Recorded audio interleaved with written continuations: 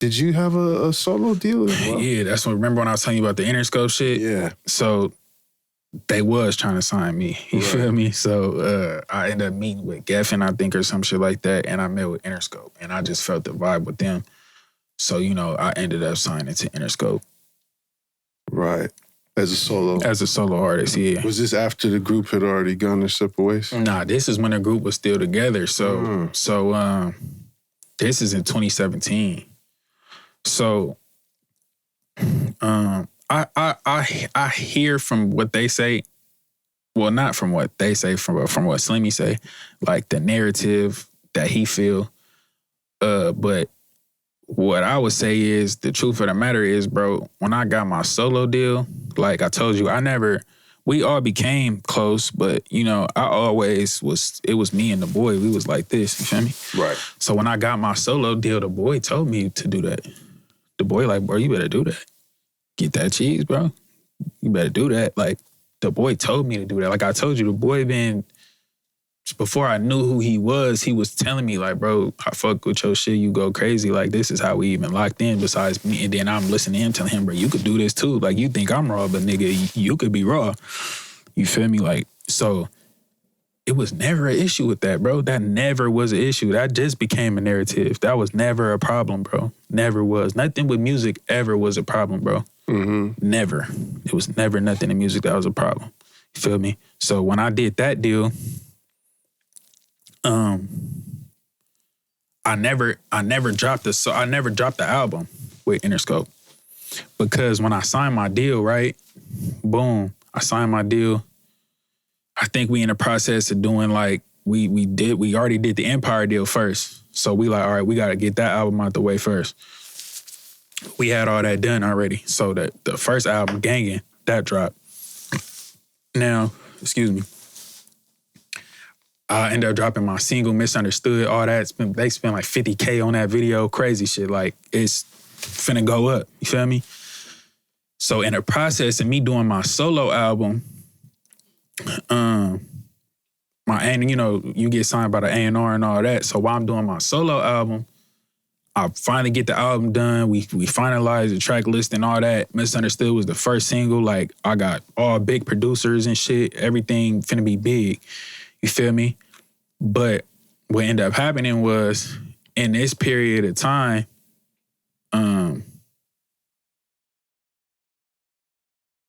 this is like 2018 now. So in this period of time, some shit ends up going on, whatever, that split the group up. But it didn't split the group up. It's some street shit happened. Niggas was blaming niggas for some shit that my niggas didn't do. You feel me? And then come to find out, they the ones who really did it. It was friendly fire. You feel me? They killed their own partner and tried to blame my niggas for it. And so that's what split the group up. That's the truth that don't nobody know. You feel me? But it's been so long now, and the nigga who did it, he did. You feel me? He ended up dying. So, you feel me? I can talk about it now. You feel me? So he was my partner, Trey. I got him tatted on my face. You feel me? He was my partner, bro. That was my brother, bro. You feel me? He got killed. They tried to say some RBE niggas did that, which wasn't true. It came out down the line. The police figured it out, everything. It was the nigga who was with them that did it. So they hit their own partners, try to blame it on my niggas. You feel me? They did some snake shit. You feel me? End up trying to do something. End up, you feel me, trying to backdoor us, hit one of my niggas, and then, you feel me, that's where it was, in the streets, it was over with after that. It became two separate things. Yeah. In the street, though. Only in the street, you feel me? And we kept it in the street. Didn't nobody know. You feel me? Because me and DaBoii was still tight around this time. We didn't let that divide us. You feel me? But like Slimmy told you, remember he was like, I had a kid at the time, I wasn't around and all that. That's facts. He wasn't around. He wasn't outside. He didn't know nothing that was going on. So all he know is now his hood don't fuck with us. You feel me? So he don't know the intricate details of what happened. All he know is his hood don't fuck with us. So he gonna go with his hood.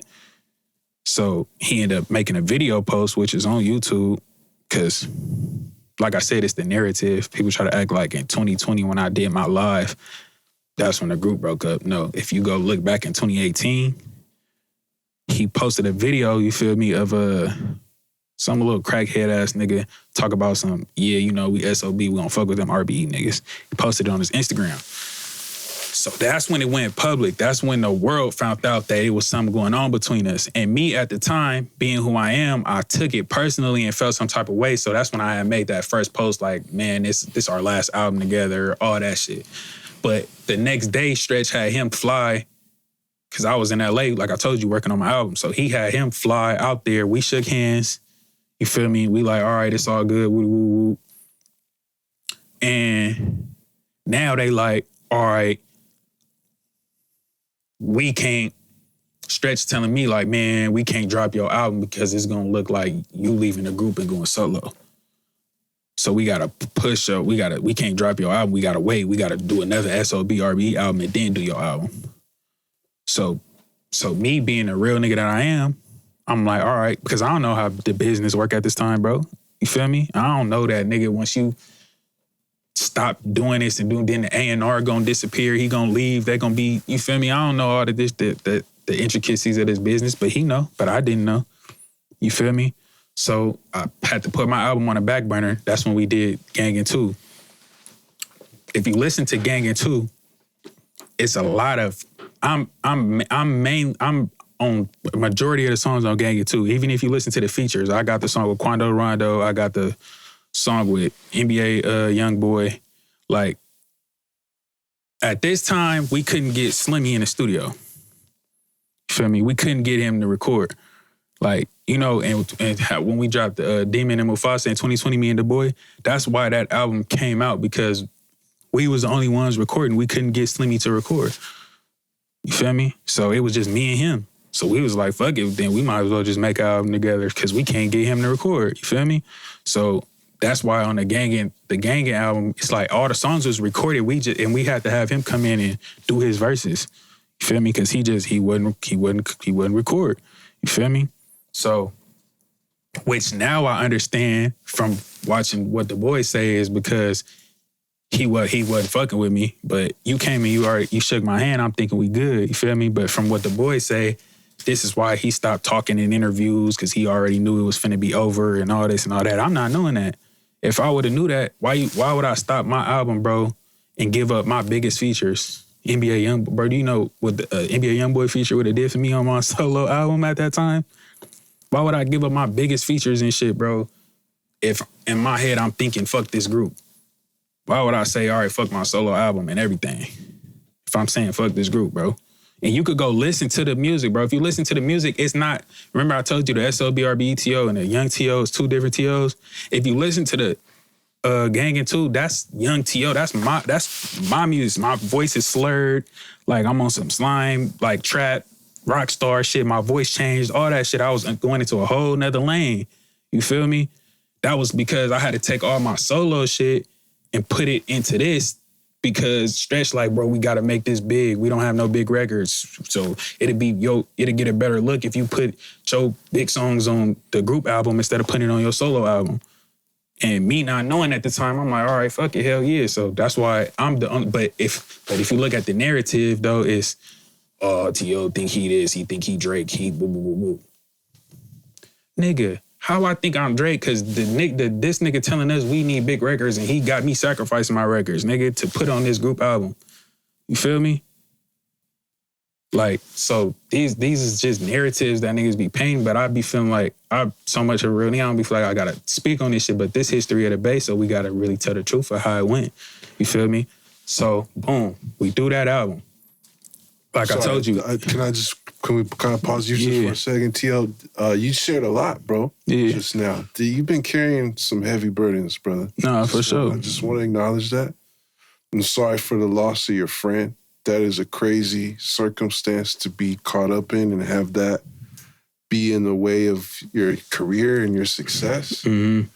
And it's crazy that hearing you say that ties back to what we were talking about at the beginning of this interview of just the shit in the streets surrounding y'all starting to change. For sure. And it's fucked up, bro, that you know, we do this hip hop shit to get away from that. Hell yeah. And I'm glad you're sharing this because I don't think people realize that this is what you've been trying to do. You've been trying to do the right thing and go in this direction, and this is the shit that's surrounding you. And when you speak about the lives and the videos, because you heard me ask Slimmy about it, this makes a little more sense, man, because there's a lot of... That's why I'm telling you, because people looking at it like, what the fuck, this nigga going crazy. I didn't look at it like that. They don't know. I'm not saying you, but I'm just saying in general, people looking at it like, damn, this nigga lost his mind. This nigga going crazy. But you got to think, bro, this is years of me sacrificing everything. Well, it's literally lives being affected by this. Yeah, bro, I'm sacrificing everything, bro, and y'all playing with me, bro. So at a point, all that shit gonna build up. So even though I try to go live about one thing, in the middle of me, I'm smoking this shit. So as I'm smoking, I'm getting higher, like, nigga. So, and I'm getting madder. So now I'm just spazzing out and I'm saying hella shit and I can't even stay on topic because, nigga, I'm thinking about so much different shit that had happened over the years because I wasn't even going on there to even go at them. You feel me? I was just mad about the situation with bruh and them specifically. You feel me? Because it was just like, nigga. So when that situation I told you happened with bruh, right? One of the SOB niggas, he had an RBE chain. Cause that was my nigga, D Butter. You feel me? He had an RBE chain. The chain that the niggas posted saying that they took was his RBE chain. I've been asking y'all for years, bro, what's up with that chain? Can y'all get that chain for me? Cause y'all still cool with dude. I don't fuck with him no more, but y'all do. So could y'all get that for me? Cause I got a feeling like niggas gonna pull some weird shit, try to act like they took something, and then I'm gonna have to spaz out on everybody. This is a pre-warning, bro. This is in 2019 when I'm telling them that this is what's gonna happen if he do this. 2020 come and he do it. Now I'm mad at everybody. Now I'm mad at you cause I feel like, bro, I asked you to avoid this. You supposed to be the top hat over here on this situation. You supposed to get your homie, but you ain't got no control. So now I'm saying, that's why I'm like, all you niggas bitches, woo, woo, woo, you feel me? Because I'm like, how you let this happen? Like, you feel me? But it's also like what you had said, man, like kind of, you're young, bro, and there's like, it seemed like you probably could have really used, maybe you did have someone who was like, bro, don't go on the internet right now. I didn't though, bro. Yeah. That's why I'm telling you, like, when you become in this position, bro, you become the head of your family, you become the head of everything, bro. So it's hard to, like, you ever heard the saying, what I'm supposed to get somebody who got everything already? Mm-hmm. Like when Christmas and shit come around, you know, people will say some shit like that to you. Mm-hmm. It's that mentality. It's what I'm gonna tell a nigga that I'm gonna guide him. He already up here. He supposed to be showing me the way. He supposed to be putting me on. That becomes the mentality of the people around you.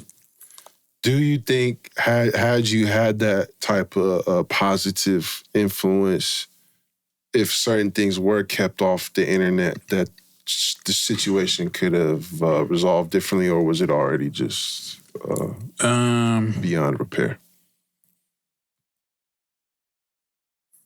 Like I had said earlier, bro, I felt like, yeah, of course, looking back on it now, I feel like people around us who knew what was going on, I don't feel like they took the proper steps, bro. Like, you would tell me like, oh yeah, I feel where you coming from, bro, you right.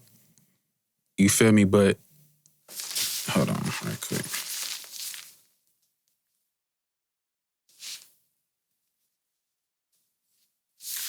It'd be people who would be around, they'd be saying like, you know, like the people who in control of the situation, like, yeah, bro, you right. Like you ain't saying nothing wrong, but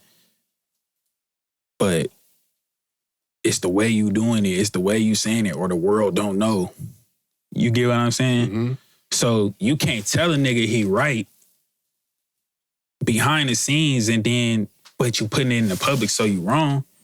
Nigga, if I'm right, I'm right. It don't matter whether I'm in the public or private, I'm right, bro. So it's like, that's what I stand on was right. So if I'm right and you telling me I'm right, I'm going to act like I'm right in public. Now, if you would have told me I was wrong in private, then I would act like I'm wrong in public also. But you telling me I'm right. Yeah. So in the public, I'm going to act like I'm right. But you going to act like I'm wrong in the public, though. You get what I'm saying? Yeah, I mean, because you feel like, yeah, you right, but you don't need to let the public know that. Well, that's why I bring this up, not to criticize you or anybody else in this situation. Is more for an example for other people to learn from, because it's so normal to see. I see all these big rappers all the time going a live or going. And another thing about that live shit too that people don't know, the reason why it ain't about the narrative of what nobody got to say, because I do whatever the fuck I want to do. But the reason I don't go on live no more, though, is because around that time when all that shit was happening, hella shit started going on, the police actually hit our Instagram. Like, we got to notice that the police hit the gram. They subpoenaed Instagram for they hit the gram for everything. It went through a nigga whole gram. So once I seen that, that's why I don't do the live shit no more. It's time to get a little more mafia about the way you move. Yeah, that's when I learned, like, okay, this shit, you know? So that's why I don't really fuck around with the internet shit like that no more. Yeah, man, I mean, trust me, bro. I got a fairly big platform, right? There's shit that happens all the time. People take shots at me. There's shit, there's a lot of shit I do offline that I don't put online. And that's a lesson I had to learn, though. Hell yeah. To just keep it separate, bro. And I'm sorry that all had to happen for you guys in such a public spotlight. But again, I'm glad you're sharing it, because what you're saying makes I understand it a lot better. Yeah. For sure. Recognize where you got the game. We got our own style, got our own slang. Northern California is a West Coast thing.